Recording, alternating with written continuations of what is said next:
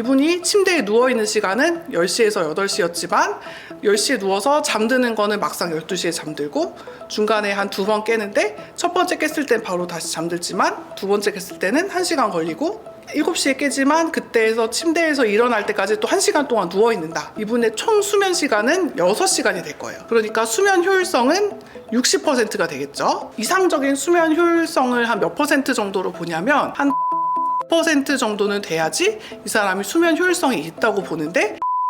안녕하세요. 마음을 밝히는 언니 정신과 의사 유혜진입니다. 이번 영상에서는 요즘에 사실 불면증으로 되게 고생하시는 분들 많은데 이 불면증의 치료에 있어서 약물 치료만큼 중요한 게 바로 인지행동 치료인데요.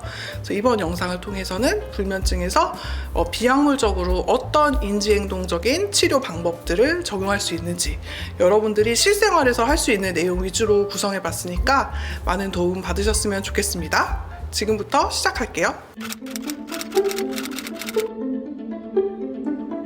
이제 불면증의 인지행동 치료에 대해서 말씀을 드릴 건데 이 인지행동 치료가 되게 역사가 오래된 치료고 제가 예전 영상에서도 살짝 다뤘던 적이 있는데 여기 보시면 그냥 평소에 하는 치료의 효과가 한 1.4 정도의 효과라고 치면 이 불면증의 치료에서 이 인지행동 치료를 했을 때 실제로 치료 효과가 거의 한 3배에서 4배 가까이 좋아진다는 보고가 있고 이게 정말 정신과에서 신뢰할 만한 논문에서 이제 연구된 결과라서 인지행동 치료라는 게 굉장히 중요한 부분이다라는 걸 좀 알아두셨으면 좋겠어서 이 연구 결과를 좀 보여드렸어요. 그래서 인지행동 치료를 하기 전에 가장 첫 번째로 하는 게 뭐냐면요. 불면증을 해결하기 위한 전략을 세우기 전에 좋은 습관을 만든다는 거죠. 그 전에 먼저 해야 될 게 나쁜 수면 습관이 없는지 파악하는 게 되게 중요한데요. 이 중에서 내가 몇 가지가 해당이 되는지 한번 보시고 좀 잘못된 습관이 있다면 좀 고쳐보시려고 하는 게 좋겠습니다. 첫 번째로 이제 낮잠이에요. 그래서 밤에 잠이 안 온다고 해서 밤에는 잠을 못 자는데 낮잠을 막 1시간, 2시간 이렇게 주무시는 분들 계세요. 내가 만약 불면증이 있다고 하는데도 30분 이상 낮잠을 자고 있다면 이 습관은 내가 전날 못 잔 잠을 보충한 게 아니고 그날 내가 밤에 잘 잠을 미리 대출받아서 땡겨 쓰는 거라고 생각을 하시면 돼요.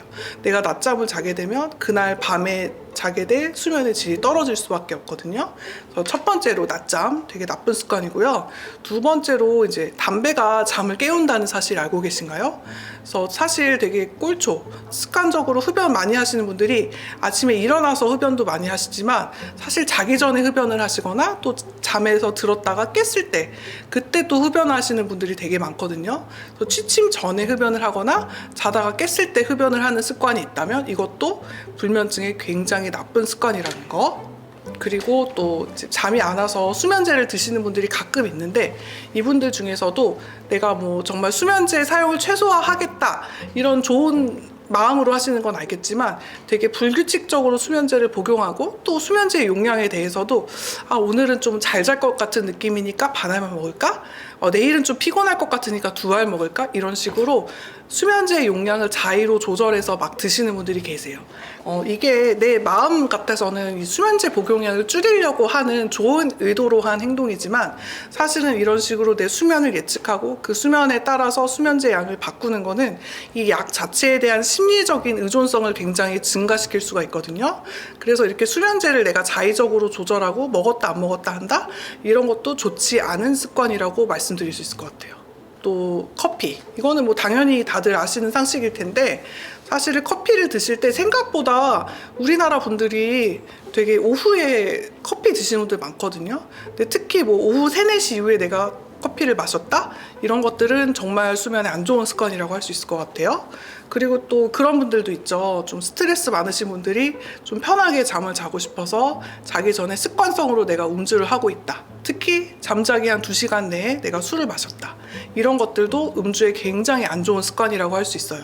그래서 술 기운이 오를 때는 좀 몸도 이완되면서 잠에 편하게 들 수 있지만 반대로 내가 자는 중에 이제 술이 깨게 되면 그때 잠도 깨게 되고 또 결과적으로 장기적으로 음주를 하면 수면이 분절화되고 얕아지는 수면 구조가 안 좋아지는 결과가 생길 수 있으니까 이것도 좀 고치셔야 되는 습관이다. 그래서 취침 2시간 전 술 드시는 거, 또 자려고 술 마시는 거 정말 나쁜 습관이다. 그리고 마지막으로 이제 침실 환경을 좀 체크를 해보셔야 되는데, 내 침실이 너무 덥지 않은가, 혹은 너무 춥지 않은가, 습도가 너무 높은가, 너무 낮은가, 이런 것들 체크하셔서 내가 좀 편안하게 잠을 잘 수 있는 환경인지 그런 것도 한번 살펴보시면 좋을 것 같아요. 혹은 또 가족 중에 어떤 남편분이나 또 자녀분이 예를 들어서 자녀분이 고3이다. 그래서 늘 학원 갔다가 12시, 새벽 1시에 온다. 이런 경우에도 엄마들이 사실 아이들 케어하느라고 이제 불면증에 걸리는 경우도 많고, 또 혹은 자신의 배우자가 교대 근무를 한다든지 아니면 코골이가 너무 심하다든지 이런 같이 침실을 쓰는 사람들의 생활 습관에 따라서도 사실은 수면에 악영향이 올 수도 있다. 이 점도 알아두셨으면 좋을 것 같습니다. 그래서 이제 두 번째로는 이제 수면의 효율성을 계산을 해보는데요. 이 수면 효율성이 뭐냐, 제가 이제 간단하게 설명을 해드릴 거예요. 예를 들어서 내가 좀 불면증이 있는 사람이에요. 근데 내가 잠자리에서 보내는 시간을 먼저 계산을 합니다. 이 잠자리에서 보내는 시간이 뭐냐면, 내가 처음에 이제 자려고 침대에 들어가는 시간, 침대에서 일어나서 침대에서 나오는 시간, 그러니까 쉽게 말해서 내가 침대에 누워있는 시간을 잠자리에서 보내는 시간이라고 보면 돼요. 그래서 내가 10시에서 8시까지 침대에 누워있는다 라고 하면 잠자리에서 보내는 시간, 그러니까 타임 인 베드를 10시간이라고 볼 수가 있는 거죠. 그리고 두 번째로 내가 잠자리에 누워서 잠드는 데까지 걸리는 시간을 봐야 되는데, 내가 잠자리에 눕는 건 10시에 눕지만 잠들 때까지는 휴대폰도 보고 이것저것 하고 영상 보고 하다가 2시간이 걸린다. 그렇다고 하면 잠드는 데까지 걸리는 시간은 2시간이 되겠죠. 또 내가 잠이 막상 2시간이 지나서 들었어요. 근데 자다가 내가 총 한 2번 정도 깬다. 근데 첫 번째 잠에 깼을 때는 거의 바로 잠이 드는 편이지만, 두 번째 잠에서 깼을 때는 다시 잠이 들 때까지 1시간 정도 걸린다. 그러면은 깼다가 다시 잠에 들 때까지 1시간 정도 소요가 된다고 봐야 되고, 7시에 깼어요. 근데 깼는데 다시 잠을 자고 싶어서 잠자리에서 민기적 1시간 동안 있다가 8시에 일어났다. 그러면 이 7시에서 8시까지도 침대에 누워있지만 깨어있는 시간으로 계산을 하게 되는 거예요. 그래서 결국에 우리가 파악을 하려고 하는 게 뭐냐면, 깬 상태로 침대에 누워있는 시간을 계산을 해봐야 돼요.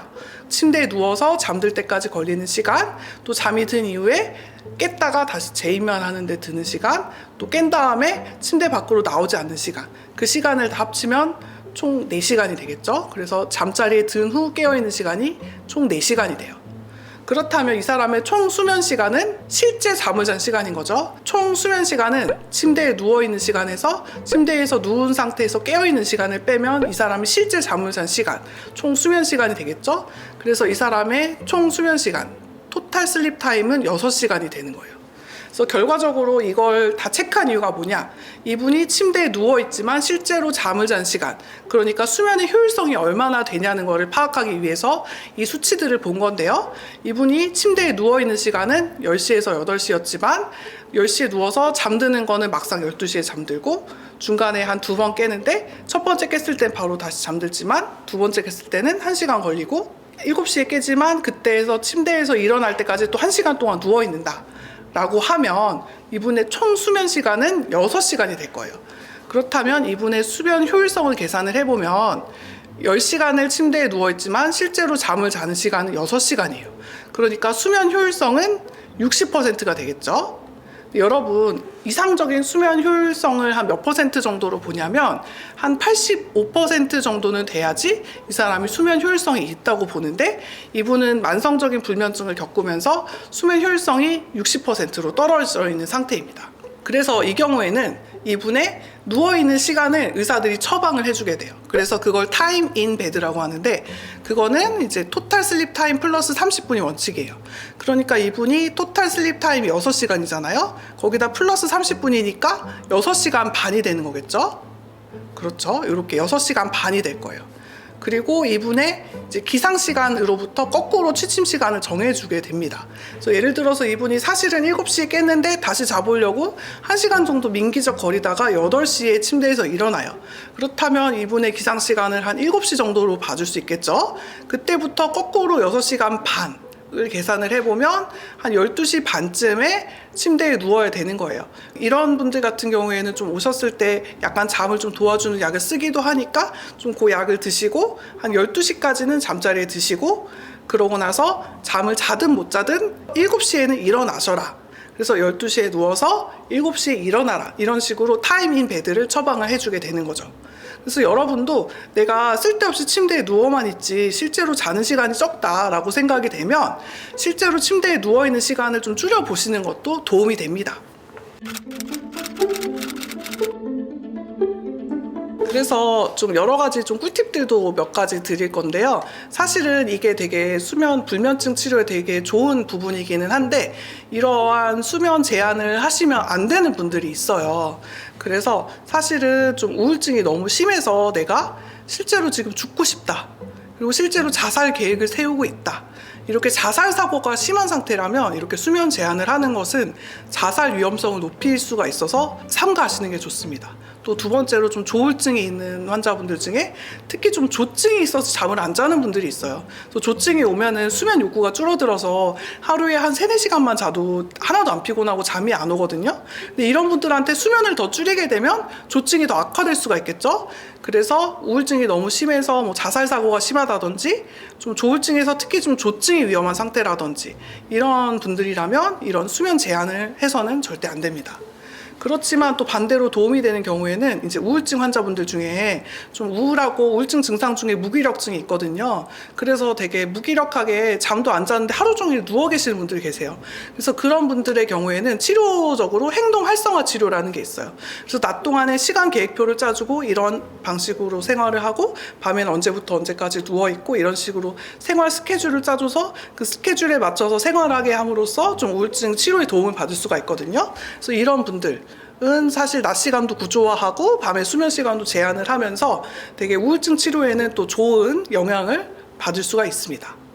그리고 사실 이런 분들 진짜 많으실 거예요. 제가 보는 환자분들 중에도 진짜 많은데 자려고만 누우면 자꾸 이 생각 저 생각이 나서 머릿속에서 막 성을 막 쌓았다 부셨다 쌓았다 부셨다 이 생각 저 생각 하느라 잠을 못 잔다 하시는 분들 되게 많습니다. 그래서 그런 분들을 위해서 이제 나온 처방인데 이제 스케줄드 워리 타임이에요. 되게 이제 말은 어려워 보이는데 되게 별거 아니거든요. 자려고 누우면 자꾸 걱정이 떠올라서 잠이 안 온다. 이런 분들 같은 경우에는 잠들기 한 4-5시간 전에 미리 오늘 내가 좀 걱정되는 것들을 좀 적어보는 시간을 갖는 거예요. 그래서 이 걱정거리들이 되게 여러 가지가 있을 건데 그 중에서 내가 좀 노력을 하거나 어떤 행동을 해서 조절할 수가 있고 통제가 가능한 걱정거리가 있을 거고 또 내가 노력한다고 해서 바꿀 수가 없는 어떤 부분들이 있을 거예요. 그래서 통제 가능한 걱정거리와 통제가 불가능한 걱정거리로 좀 분류를 해보게 됩니다. 그래서 예를 들면은 내가 통제가 가능한 걱정거리예요. 뭐 회사에서 프로젝트가 있는데 이걸 어떻게 마감할지 뭐 이런 것들은 내가 통제 가능한 걱정거리겠죠? 그런 것들은 좀 해결 방법을 오히려 적어봄으로써 조금 마음이 편해질 수가 있습니다. 근데 또 반대로 내가 해결해 줄 수 없는 그런 걱정거리가 있어요. 예를 들면 뭐 우리 부모님이 좀 지금 뭐 노환으로 많이 아프시다. 뭐 우리 친척이 뭐 암에 걸려서 아프다. 이렇게 가족들이 뭐 병에 걸려 있다. 이런 것들은 내가 걱정한다고 해서 이분의 뭐 병이 낫거나 하는 건 아니잖아요. 이런 부분에 대해서는 좀 어떤 부분에서는 내가 좀 과도한 책임감을 좀 내려놓는 거. 그리고 내가 이 상황에 대해서 느끼는 감정들에 대해서 조금 초점을 맞춰서 이 감정들에 대해서 좀 나를 위로해줘 보기, 좀 대처해 보기 이런 방법들이 좀 도움이 될 수가 있습니다. 그런 거 좀 어려운 용어로 하면 이모션 포커스드 코핑이에요. 뭐냐면 그 내 힘든 감정들을 조금 공감받고 지지받는 것 자체만으로도 걱정이 조금 줄어든다는 거죠. 그래서 이게 되게 간단한데 되게 도움이 많이 되거든요. 그래서 제가 간단하게 좀 예시를 갖고 왔는데요. 예를 들어서 제 요새 고민거리인데 살이 찌는 것 같다. 되게 스트레스죠. 그래서 살이 찌는데 어떡하지 나 뭐 내일 또 촬영했는데 뚱뚱해 보일 것 같아 뭐 이런 막 생각들이 들 수가 있습니다. 근데 이거는 사실은 내가 살을 빼면 되는 거잖아요. 그래서 통제가 가능한 걱정거리겠죠. 근데 이런 경우에는 예를 들면 규칙적으로 이제 하루에 3끼만 식사를 하겠어. 간식을 끊겠어. 그리고 내가 이제는 출퇴근할 때 자동차를 타지 않고 대중교통을 사용하면서 활동량을 늘리겠다. 또 가까운 거리, 뭐 10분 거리, 15분 거리는 걸어서 다니고 웬만하면 엘리베이터는 안 타고 2, 3층까지는 좀 걸어서 왔다 갔다 해야지. 또 간식을 줄이겠어. 지금은 좀 달달한 커피를 먹고 있는데 이거를 아메리카노로 바꿔보자. 이런 식으로 걱정을 해결할 수 있는 어떤 행동 방안들을 적어보면 이런 걱정거리도 좀 마음이 편해질 수가 있습니다. 그리고 뭐 예를 들면은 또 우리 어머님, 아버님들은 우리 아들이 성적이 떨어졌다. 이런 경우도 사실은 이거는 막 엄청 통제가 가능하다기보다는 이게 아들의 문제니까 약간 통제가 좀 어려운 부분일 수도 있지만 그래도 좀 적어본다면 우리 아들 담임 선생님과 좀 아들의 문제에 대해서 상담을 해본다든지 또 내가 부모로서 아들의 고민도 들어보고 어떠한 좀 학업적인 어려움이 있는지 그런 것들을 파악하기 위해서 대화를 나눠보겠다. 또 우리 아들이 성적이 좀 올라간다면 이러한 보상을 너에게 줄 것이다 라는 그런 계획을 또 세워볼 수도 있고, 또 내가 좀 집안에서 부모로서 좀 생활적인 모범을 못 보이고 있다면 내가 먼저 집에서 막 휴대폰 보고 TV 보고 누워있지 말고 좀 스마트폰도 줄이고 좀 공부하는 모습, 책 읽는 모습을 좀 보여줘야겠다.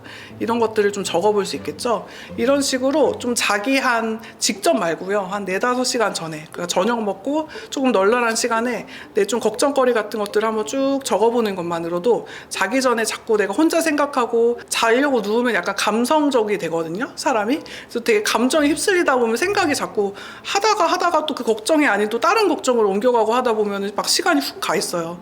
그래서 그렇게 내가 너무 감성적이 되고 그런 시간 말고 좀 저녁 식사 먹고 마음도 좀 여유가 있고 좀 느긋한 상황일 때 이렇게 좀 이성적인 사고를 발휘해서 내 걱정거리들을 좀 정리해 보시는 게 좀 자기 전에 쓸데없는 걱정을 많이 하는 습관을 개선하는 데 도움을 줄 수가 있습니다. 꼭 실천해 보세요. 밤에 자려고 별짓을 다 하세요. 뭐 휴대폰을 보기도 하고, 뭐 교회 다니시는 분들은 막 이렇게 목사님 설교 말씀을 들으면 뭐 마음 편해져서 잔다 그래서 이렇게 막 눈 감고 뭐 말씀, 뭐 절 다니시는 분들은 뭐 이렇게 경전 이런 거 틀어놓고 이렇게 스르르 잠들려고 하시는 분들 많은데, 이렇게 밤에 잠이 들려고 노력하지 말고 낮에 노력하셔야 된다. 이 부분을 굉장히 강조를 드립니다. 우리가 밥 먹는 것도 되게 수면에 영향을 많이 미쳐요. 내 몸통만 생각해봐도 내 몸의 반은 소화기관이잖아요. 이 반이 자극이 된다고 생각을 해보세요. 굉장히 우리 몸이 활성화되는 과정이거든요. 이 영상이 도움이 되셨다면 좋아요, 구독, 알림 설정 부탁드립니다. 밝히는 언니와 함께 마음의 빛을 밝혀봐요. 감사합니다.